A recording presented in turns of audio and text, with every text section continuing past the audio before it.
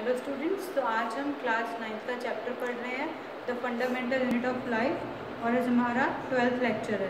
जो last lecture था उसमें हमने डिस्कस किया था कि कॉन्स्टिट्यूशन के बेसिस के ऊपर सेल को दो कैटेगरीज में डिवाइड किया गया है। कॉन्स्टिट्यूशन का मतलब क्या होता है कि कैसा दिखता है सेल, उसके अंदर क्या क्या प्रॉपर्टीज़ हैं और वो सेल कैसे बना है, वो एक सेल का कॉन्स्टिट्यूशन होता है। तो उसके बेसिस को सेल दो कैटेगरीज में डिवाइड किया गया है। फर्स्ट कैटेगरी है प्रोकैरियोट्स, दूसरी है यूकैरियोट्स। तो जो प्रोकैरियोट्स होते हैं उनके अंदर न्यूक्लियस वेल डिफाइंड नहीं होता और जो यूकैरियोट्स होते हैं उनके अंदर ट्रू न्यूक्लियस होते हैं। ठीक है, अब हम इन दोनों जो सेल हैं इनको क्या करते हैं, डिफरेंस करते हैं। सेवरल प्रॉपर्टीज़ हैं उनके बेसिस पे। ठीक है, सबसे पहली प्रॉपर्टी है साइज, कि कितना साइज है प्रोकैरियोट का या फिर एक यूकैरियोट का, क्या आकार है उसका। ठीक है, तो क्या है, प्रोकैरियोट में मैंने लिखा है स्मॉल, मतलब छोटा है। किसके कंपैरिजन में? In comparison to eukaryotes. क्या है, देखो जो प्रोकैरियोट्स है उसका साइज स्मॉल है। किसके कंपैरिजन में? यूकैरियोट्स के कंपैरिजन में। जो यूकैरियोट्स क्या होते हैं, ट्रू न्यूक्लियस वाले सेल। ठीक है, और यूकैरियोट्स का सेल साइज क्या हो गया, लार्ज। ठीक है, फिर है दूसरा न्यूक्लियर मेम्ब्रेन। क्या है, न्यूक्लियर मेम्ब्रेन। सबसे पहले न्यूक्लियर मेम्ब्रेन होती क्या? न्यूक्लियर मेम्ब्रेन वो मेम्ब्रेन है जो न्यूक्लियस को इनक्लोज करती है, या फिर आप ये कह सकते हो the membrane which bound the nucleus into it is known as nuclear membrane. जो मेम्ब्रेन, जो परत न्यूक्लियस के चारों तरफ होती है उसे बोलते हैं न्यूक्लियर मेम्ब्रेन। फॉर एग्जाम्पल, अगर ये न्यूक्लियस है, ये एक सेल है, उसका न्यूक्लियस है, तो जो ये वाली मेम्ब्रेन है ये है न्यूक्लियर मेम्ब्रेन। ठीक है, अब जो प्रोकैरियोट्स हैं इनके अंदर क्या होता है, न्यूक्लियर मेम्ब्रेन एब्सेंट होती है, मतलब होती नहीं है। एब्सेंट का मतलब, पर क्यों एब्सेंट होती है? बिकॉज हमने क्या पढ़ा है कि प्रोकैरियोट्स क्या है, वो सेल है, वो ऑर्गेनिजम्स हैं जिनके पास क्या नहीं होता, न्यूक्लियस नहीं होता। अगर न्यूक्लियस ही नहीं होगा तो न्यूक्लियस की मेम्ब्रेन थोड़ी होगी वहाँ पे। ठीक है, फिर दूसरा है यूकैरियोट्स। यूकैरियोट्स के बारे में हमने क्या पढ़ा है, eu means true, karyote mean nucleus. तो यूकैरियोट में क्या है, ऐसे सेल, ऐसे ऑर्गेनिज्म जिसमें क्या होता है, न्यूक्लियस प्रेजेंट होता है। न्यूक्लियस प्रेजेंट है तो न्यूक्लियर मेम्ब्रेन भी क्या होगी, प्रेजेंट होगी। ठीक है, तीसरा है न्यूक्लियस, सेम वही रीजन, प्रोकैरियोट्स में न्यूक्लियस एब्सेंट होता है और यूकैरियोट्स में न्यूक्लियस प्रेजेंट होता है।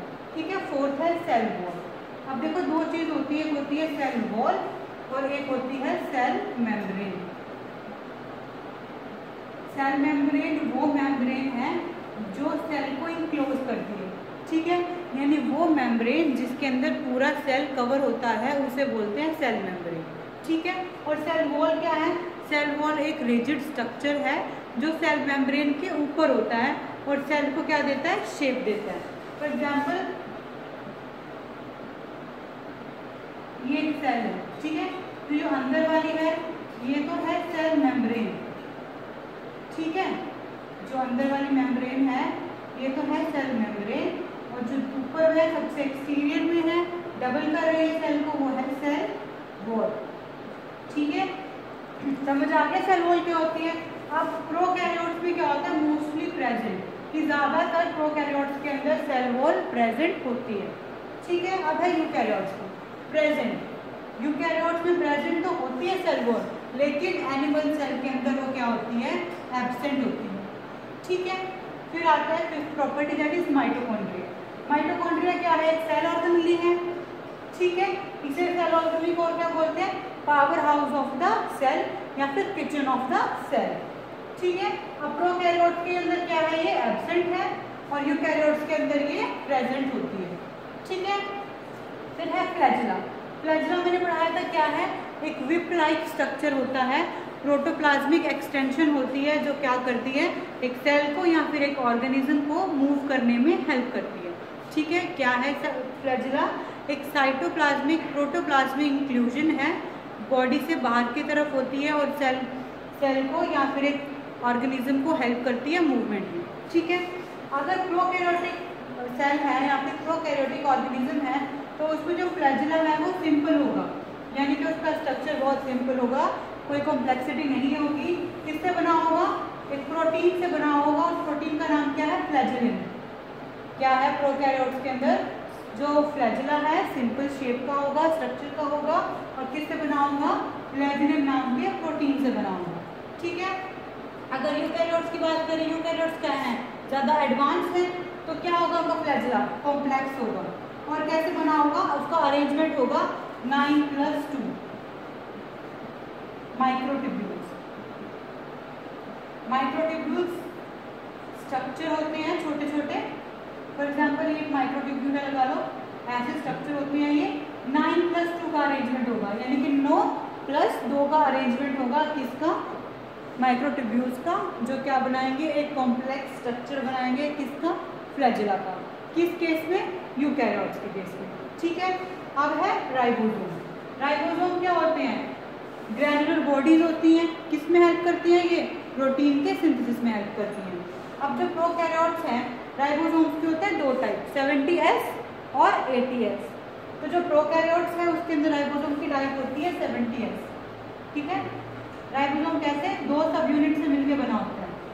ठीक है। अब जो 70S का राइबोसोम है ना, इसकी जो दो सब यूनिट होंगी, जो बड़े वाली सब यूनिट है जिसका मैंने बड़ा सर्कल लगाया है, वो होगी 50S की।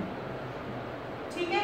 और जो छोटे वाली सब यूनिट है जिसको छोटे सर्कल से डिनोट किया है, वो होगा 30S। समझ आया? राइबोसोम क्या होते हैं? देखो, ग्रैन्युलर बॉडीज होती हैं, प्रोटीन सिंथेसिस में हेल्प करती हैं, और दो टाइप। ठीक है। 70S होता है राइबोसोम का प्रोकैरियोट के अंदर टाइप। ठीक है। दो सब यूनिट्स है, फर्स्ट यूनिट को बोलते हैं 50S, सेकेंड यूनिट को बोलते हैं 30S। अगर अब हम सोचें कि इन दोनों को कंबाइन करके कितना बनता है? 80S। लेकिन क्या है? ये एक सबमिटिव फॉर्म है, इसीलिए इसको हम किससे रिप्रेजेंट करते हैं? 70S से। ठीक है। अब यूकैरियोट के केस में देखो क्या है? 80S टाइप का राइबोसोम होता है। इसकी भी फर्दर दो सब यूनिट्स हैं, एक स्मॉल और एक लार्ज। स्मॉल यूनिट को क्या है? 40S की, और लार्ज 60S की। अब देखो इन दोनों को प्लस करके बनता क्या है? 100S बनता है, लेकिन ये यूनिट कितनी है? 80S। क्यों? बिकॉज ये क्या है? एक सबमिटिव फॉर्म है। ठीक है। अब हमने पढ़ लिया प्रोकैरियोट्स और यूकैरियोट्स के बारे में। अब हम पढ़ते हैं यूकैरियोट्स। यूकैरियोट्स में भी दो टाइप के होते हैं। देखो,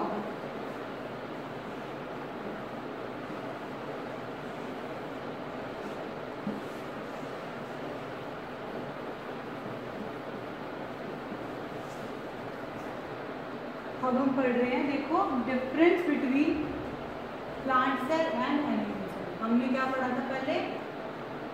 यूकैरियोट्स और प्रोकैरियोट्स के बारे में। अब यूकैरियोट्स को डिफरेंट आगे डिवाइड किया गया प्लांट सेल और एनिमल सेल के अंदर। ठीक है। जो सेल एनिमल में प्रेजेंट है वो एनिमल सेल, जो प्लांट्स में है वो प्लांट सेल। ठीक है। तो हम डिफरेंस करेंगे ऐसे ही प्लांट सेल और एनिमल सेल का। ये 6 प्रॉपर्टीज के बेसिस पे। सबसे पहला वही साइज, कि जो प्लांट सेल है यूजुअली लॉन्गर।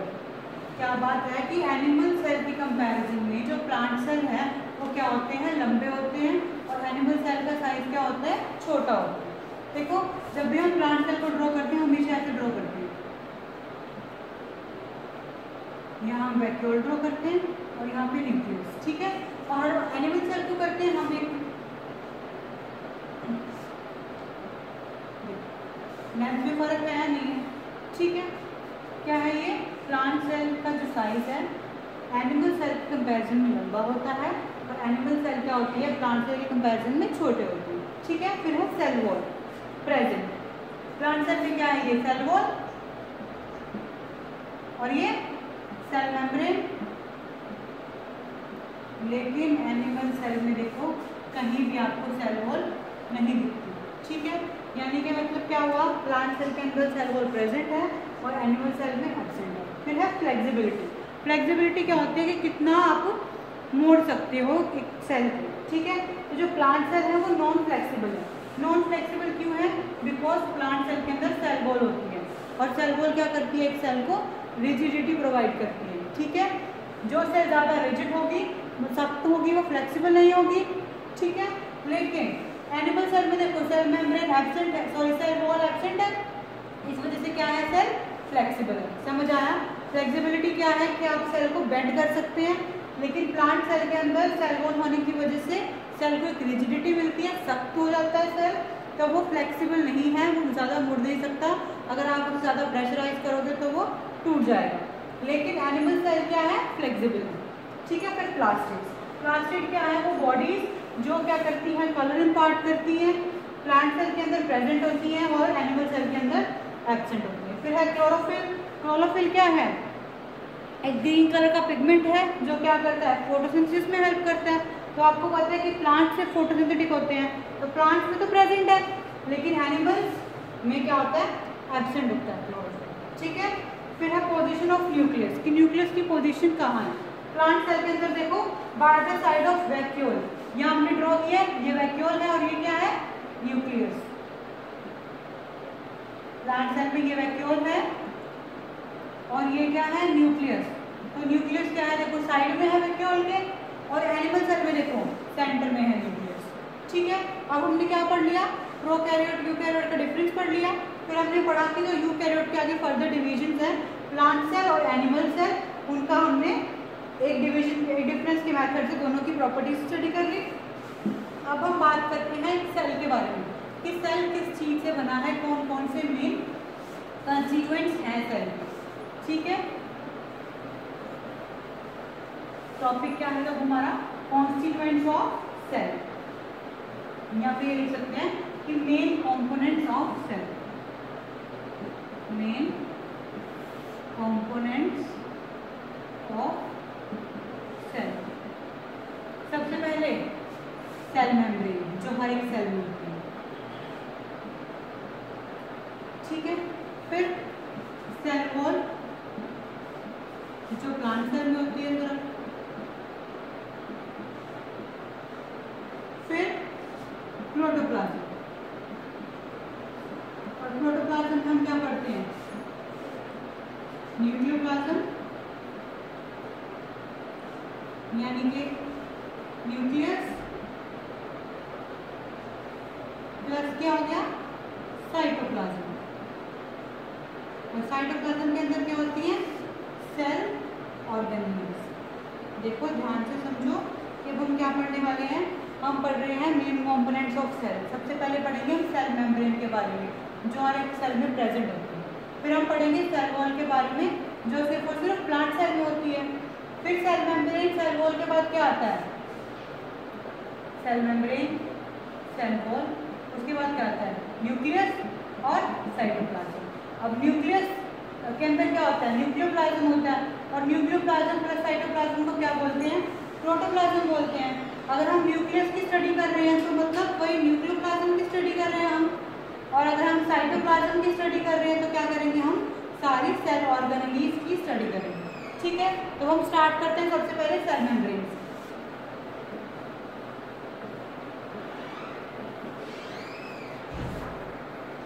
तो देखो अब हम पढ़ेंगे किसके बारे में? सेल मेम्ब्रेन के बारे में। तो सेल मेम्ब्रेन है क्या? It is a semi-permeable membrane.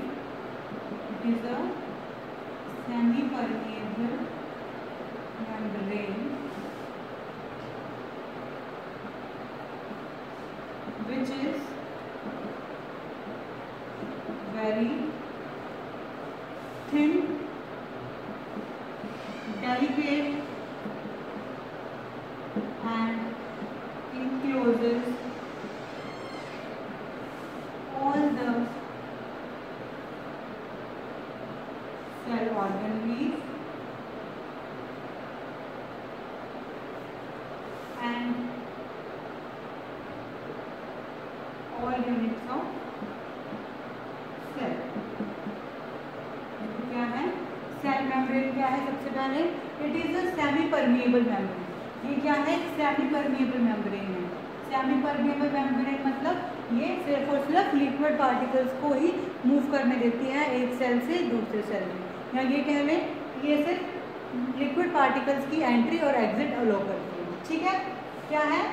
Cell membrane it is an semi permeable membrane which is very thin, जो क्या है? बहुत पतली है, डेलिकेट है, फ्लेक्सिबल है and encloses all the cell organelles, और इसके अंदर क्या बंद है, जितनी भी सेल के ऑर्गेनेलीज हैं and all units of cell, और सेल के बाकी जितने यूनिट्स हैं वो किसके अंदर है, सेल मेम्ब्रेन के अंदर है। ठीक है, अब हम पढ़ते हैं स्ट्रक्चर ऑफ सेल मेम्ब्रेन। क्या पढ़ेंगे हम, स्ट्रक्चर ऑफ सेल मेम्ब्रेन। तो सबसे पहले पढ़ते हैं कि स्ट्रक्चर ऑफ सेल मेम्ब्रेन जो हमने पढ़ना है वो दिया किसने, वो दिया in 1972 Singer and Nicholson. Singer and Nicholson gave the model to study cell membrane। देखो क्या है, 1972 के अंदर दो साइंटिस्ट हुए हैं, सिंगर एंड निकोलसन। 1972 में इन दोनों साइंटिस्ट ने क्या किया, मॉडल दिया। कैसा मॉडल, किसको पढ़ने का, सेल मेम्ब्रेन को पढ़ने का।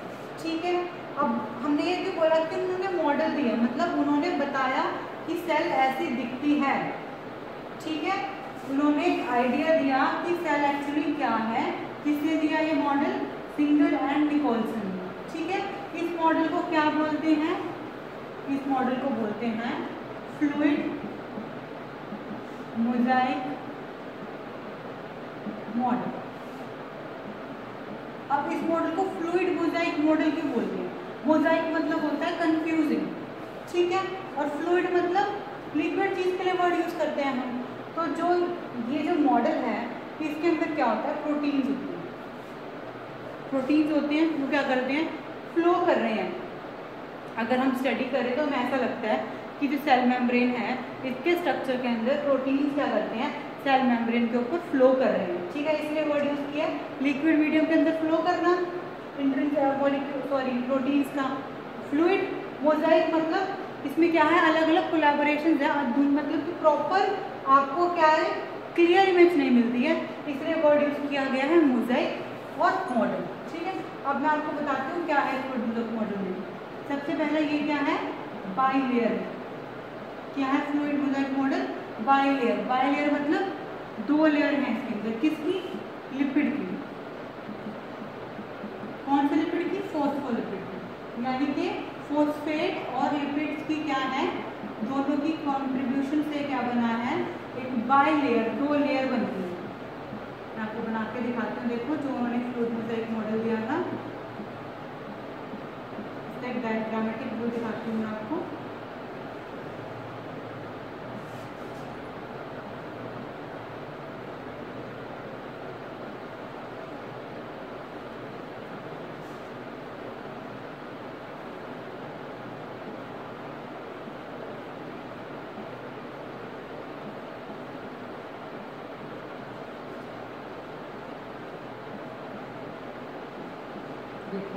जो ये दो लाइन बनाई है मैंने, ये क्या है, बाइलेयर।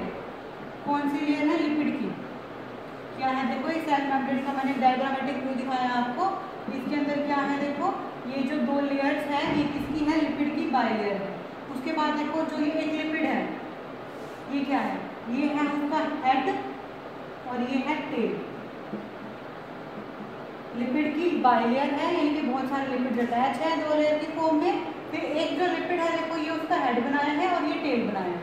ठीक है, अब जो हेड है ना, ये होता है हाइड्रोफिलिक नेचर।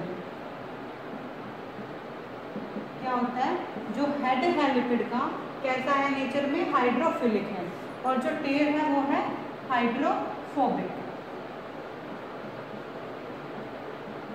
समझ आ गया, लिपिड की जो हेड है वो है हाइड्रोफिलिक नेचर में और जो टेल है वो है हाइड्रोफोबिक। अब जो ये वर्ड है हाइड्रोफिलिक, ये दो वर्ड से बने, हाइड्रोफिलिक।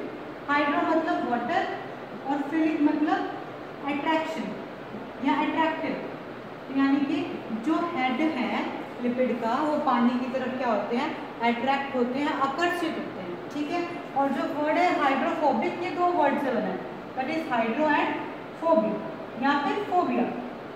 और फोबिया का मतलब क्या होता है, डर, यानी कि जो टेल है वो क्या है, पानी से डरती है। इस वजह से देखो जो दोनों एंड है उसमें क्या है, हेड बाहर की तरफ है और टेल अंदर की तरफ है। ठीक है, टेल वाटर को अवॉइड करना चाहती है, इसीलिए टेल को सेंटर में रखा गया है, और जो हेड है वो क्या है, वाटर की तरफ अट्रैक्टेड है, तो एक फ्लूइडी मीडियम में वाटर जो हेड है वो क्या है, बाहर की तरफ है।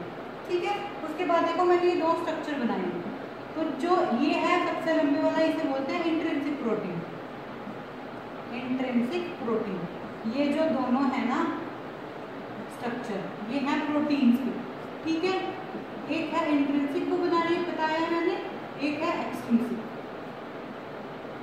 अब जो इंट्रिंसिक प्रोटीन होते हैं ना, वो प्रोटीन होते हैं जो दोनों लिपिड की जो लेयर है उसे पूरा कवर कर दे। देखो, जो प्रोटीन दोनों बायलिपिड की लेयर को कंप्लीट कवर कर दे, या फिर ये कहूँ ऐसा प्रोटीन जो दोनों लिपिड के बीच में फंसा हुआ है, उसे बोलते हैं इंट्रिंसिक प्रोटीन। ठीक है, लेकिन जो प्रोटीन लिपिड की किसी एक लेयर में है और वो मूव कर सकता है, उसे बोलते हैं एक्सट्रिंसिक प्रोटीन। अब ये जो एक्सट्रिंसिक प्रोटीन है वो इसकी ऊपर वाली लेयर में भी हो सकता है और नीचे वाली लेयर में भी हो सकता है। ठीक है, अब हमने क्या पढ़ा, देखो बायलिपिड लेयर के बारे में पढ़ा, दो लेयर होती है। फिर हमने पढ़ा ये लिपिड, एक लिपिड के दो पार्ट हैं, हेड और टेल। हेड क्या है, हाइड्रोफिलिक, और टेल क्या है, हाइड्रोफोबिक। फिर हमने पढ़ा प्रोटीन्स के बारे में, इंट्रिंसिक और एक्सट्रिंसिक प्रोटीन्स के बारे में। अब है कि ये टॉपिक ही क्यों लिया गया, ये फ्लूइड मोज़ाइक मॉडल ही क्यों लिया गया, बिकॉज जो ये मॉडल था ये सारी प्रॉपर्टीज को सेटिस्फाई कर रहा था जो एक सेल मेम्ब्रेन शो करती है। ठीक है, इसके बाद जो टर्म आती है, हमने बोला था कि जो सेल मेम्ब्रेन है वो क्या है, सेमी परमिएबल, यानी कि क्या हो रहा है, मूवमेंट अलो कर रही है लिक्विड पार्टिकल्स। ठीक है, और गैसेस। ठीक है, अब जब मूवमेंट की बात आती है ना, दो टॉपिक आते हैं, first is diffusion and second is osmosis. दो टॉपिक आते हैं, डिफ्यूजन और ऑस्मोसिस। ठीक है, तो डिफ्यूजन क्या है,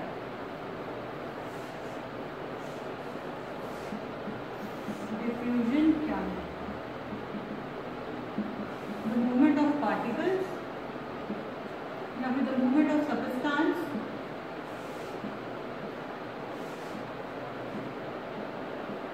from its higher concentration to its lower concentration. ये क्या करेंगे, सबस्टेंस या फिर पार्टिकल्स अपनी हायर कंसंट्रेशन से लोअर कंसंट्रेशन की तरफ मूव कर रहे हैं, किसकी मदद से, through a semi permeable membrane. एक सेमी परमिएबल मेम्ब्रेन की मदद से जब एक सबस्टेंस अपनी हायर कंसंट्रेशन से लोअर कंसंट्रेशन की तरफ मूव करता है, उसे बोलते हैं डिफ्यूजन। ठीक है, उसके बाद आता है ऑस्मोसिस। ये ऑस्मोसिस क्या है, ऑस्मोसिस में देखो क्या है, the movement of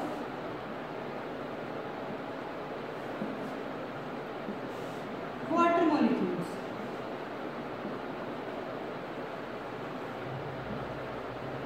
from its higher concentration to its lower concentration. क्या है, देखो ऑस्मोसिस, जब वाटर मॉलिक्यूल अपनी हायर कंसंट्रेशन से लोअर कंसंट्रेशन की तरफ मूव कर रहे हैं, उसे बोलते हैं हम ऑस्मोसिस। अब ऑस्मोसिस में मेनली आता है तीन टाइप के सॉल्यूशन का कंसेप्ट। क्या आता है ऑस्मोसिस में, तीन टाइप के सॉल्यूशन का कंसेप्ट आता है। पहला क्या है, हाइपरटोनिक सॉल्यूशन,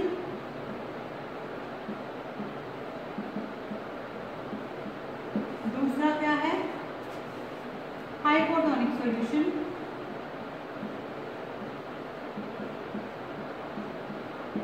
और तीसरा क्या है, आइसोटोनिक सॉल्यूशन। अब जो है हाइपरटोनिक सॉल्यूशन, इसमें क्या होता है, अगर हम दो सॉल्यूशन लें, फॉर एग्जांपल सॉल्यूशन ए और सॉल्यूशन बी, ठीक है, यहाँ हम ले लेते हैं सोल्यूट और सॉल्वेंट। ठीक है, सॉल्यूशन ए में क्या है, 70% सोल्यूट और 30% सॉल्वेंट। 40% सॉल्यूट और 60% सॉल्वेंट। 60% सॉल्वेंट यानी कि वाटर, ठीक है। तो अगर हम इन दो सॉल्यूशन की बात कर रहे हैं तो हाइपोटोनिक सॉल्यूशन वो है जिसके अंदर क्या है, वाटर कंटेंट कम है और सॉल्यूट ज़्यादा है, तो ए क्या हो गया, हाइपोटोनिक सॉल्यूशन हो गया, ठीक है। अगर अब हमने एक सेल, ये एक सेल है, ये मैंने एक बीकर में डाल दिया, इस बीकर के अंदर क्या है, हाइपोटोनिक सॉल्यूशन है। किसके रिगार्ड में हाइपोटोनिक है, इस सेल के रिगार्ड में।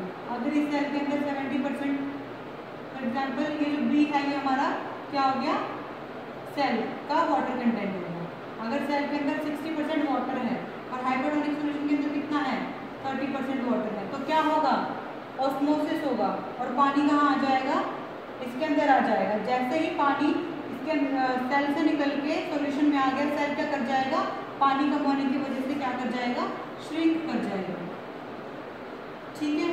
क्या होगा, एक सेल पानी निकल जाने की वजह से क्या हो गया, श्रिंक हो गया, और श्रिंक होने के बाद क्या हो जाएगा, वो अपनी सेल वॉल से दूर हो जाएगा।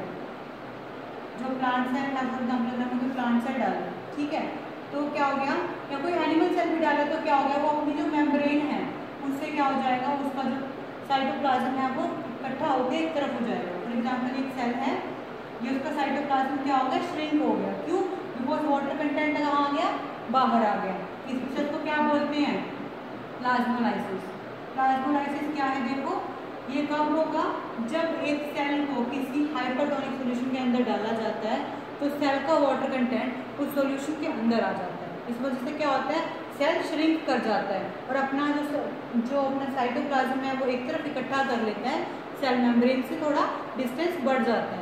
इस प्रोसेस को क्या बोलते हैं, प्लाज्मोलाइसिस, ठीक है। और अगर हाइपोटोनिक सॉल्यूशन है, अब हाइपोटोनिक सॉल्यूशन क्या होगा, जिस सॉल्यूशन के अंदर वाटर कंटेंट ज़्यादा है, hypo means water, water content ज़्यादा है जिस सॉल्यूशन के अंदर, और क्या है, सोल्यूट कम है, यानी कि वाटर कंटेंट क्या है, ज़्यादा है और सोल्यूट क्या है, कम है, तो वो सॉल्यूशन क्या हो गया, हाइपोटोनिक सॉल्यूशन हो गया। और फिर आता है आइसोटोनिक सॉल्यूशन। आइसोटोनिक सॉल्यूशन क्या होता है, ऐसे दो सॉल्यूशन जिनका क्या हो, कंसंट्रेशन सेम हो, उन्हें क्या बोलते हैं, आइसोटोनिक सॉल्यूशन, ठीक है। तो आज के लेक्चर में हमने क्या पढ़ा, डिफ्यूजन, ऑस्मोसिस और सेल मेम्ब्रेन की प्रॉपर्टीज, उसका स्ट्रक्चर। बाकी हम अपने नेक्स्ट लेक्चर में कंटिन्यू करेंगे।